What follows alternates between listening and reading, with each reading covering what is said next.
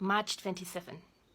I talked to you before about the Fisher Kings of the Pacific Northwest, who are still known for their elaborate masks and the ceremonies in which they used them to change their identities. The Protestant foragers of California rejected the tradition, regarding it as a falsehood, but it was in their culture too to merge with their gods during dances. In other early cultures, it was commonplace to not only change your place in the hierarchy of your group by the season, but also your name. It isn't too far-reaching, considering what we have learned about prehistory and native cultures in the last decades, to say that our ancestors had, on a regular basis, several identities as circumstances demanded. And really, we don't have to go far away or into the long-forgotten past to believe it. We see the echoes of it in traditions like the Child Abbot and Abbesses, the Lord of Misrule, office Christmas parties, and in summer vacations and at Burning Man. I bring this up here because the fifth stage of Robert Kegan's model of the development of the self is called self-offering. After we've built a model of a world that suits us by cherry-picking from the data available to us and placing our personal self into this model of a world to interact with it, and most likely turning the personal self then into a social self before possibly gaining rational agency, also known as understanding that things are true and false independently to what other people believe, we discover at this stage, the fifth one, how our identity has been constructed by us. There's realization that our values, the moral framework that is embodied in our brain circuitry, as frames and metaphors that get automatically activated when triggered by a word, are not the end of it. But they are instrumental in creating a model of a world we like and an aesthetic that we prefer.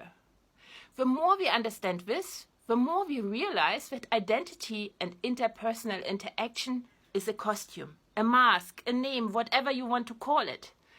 We are in charge what costume we wear, for part of the many independent cells which merged into this one organism that we are can take the reins for a while. I've put on the costume of sexy teacher perhaps today, and it's one of my identities. The identity we choose at any given moment tells something to others and allows to interface with the world in whatever role is the most suitable one considering the circumstances. I try to teach you something. As long as those roles are of our choosing, all is good. It becomes a big limitation once we become a prisoner of a costume and what other people expect because of it.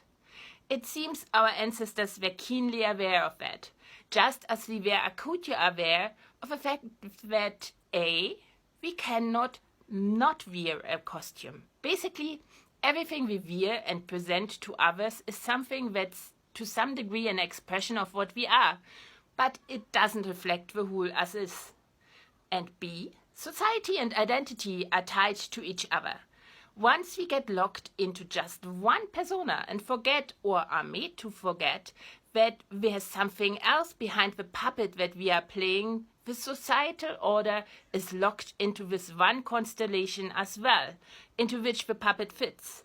Our ancestors could switch fluently between egalitarian and strictly hierarchical because they understood that no one was born a prince or a peasant. Everybody could be everybody in a different timeline if you just flipped the bits of information chosen by every single one to model the world.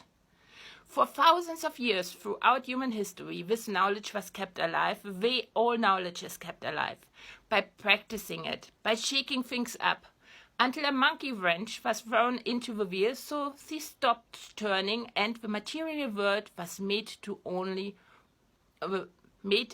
only one of consequence. Like we only have one body, so there can only be one persona.